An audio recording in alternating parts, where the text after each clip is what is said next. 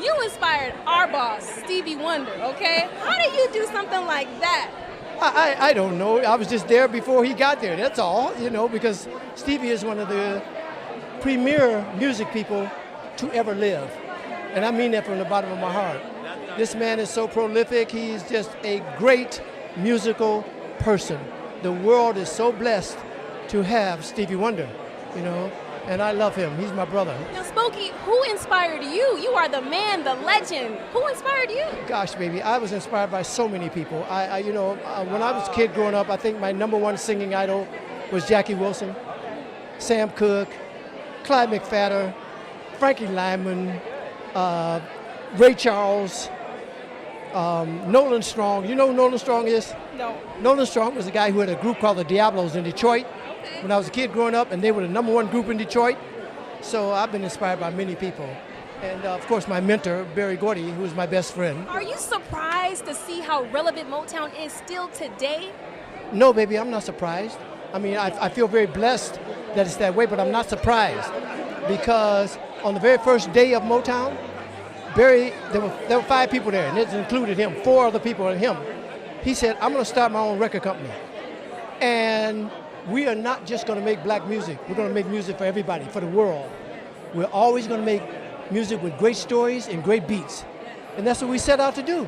So thank God we were able to accomplish that. Thank God, like family, okay? How you doing? I'm so good. How are you? I'm doing well. Now, what brings you to this event? Well, Charles Randolph-Wright, who directed all of this, we were in Dreamgirls together. So I'm so happy for him. And I'm so excited to see what they've done with the Motown sound. I've never seen it, so this is exciting for me. Now, who influenced you the most from Motown? You grew up with Stevie and Diana Ross. I mean, it was when I'm aging myself. This was right after the Lord's Supper, but I mean, you had so many people to admire, and it made it seem like all things were possible. You could be a star. You could be in movies. So I thank Motown for that. What do you think needs to happen in order to keep the spirit of Motown alive today? Well, I think it is alive. I think underneath all the music, Jay-Z, Kanye West, they still have that beat, No Church in the Wild, all of that is based on Motown. Thank you, Ms. Devine. Allison, last name? Sims. Sims. Now, we are Radio Free 102.3 KJLH, owned by Stevie Wonder. You played Diana Ross. How do you even prepare for a role like that? Oh my God. Well, I like to call it YouTube University because there's so much footage of like the early Supremes all the way through like Diana Ross performing now, So I studied all of that just to get her essence and capture her essence for the most part.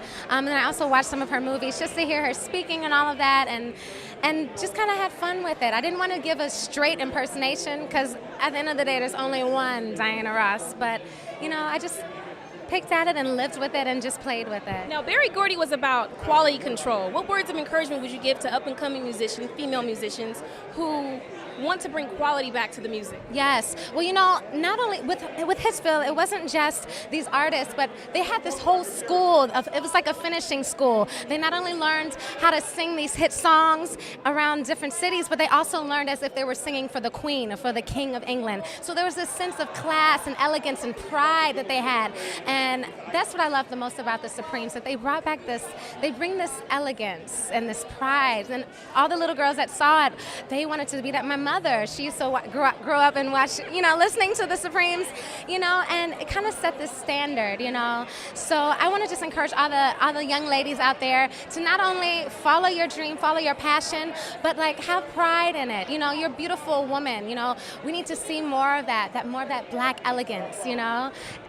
Motown was key in unifying things, whether it was soul and pop, blacks and whites, just completely transformed America. There's a racial divide that's sweeping across America right now, especially in the city of Baltimore. What do you think needs to happen in order to unify people again? Well, you know what? Music is universal, period. The thing about music is that it can not only entertain, but it can also change like the mindsets and like encourage and inspire, and it's a very powerful thing, So I think just the quality of music, we need to uplift each other, let's bring back some love into the waves, because it really is powerful, with Michael Jackson, with Stevie Wonder, all of these beautiful, artists that just fed us love. Very nice. Thank you so much. Have a good evening. Have a good night.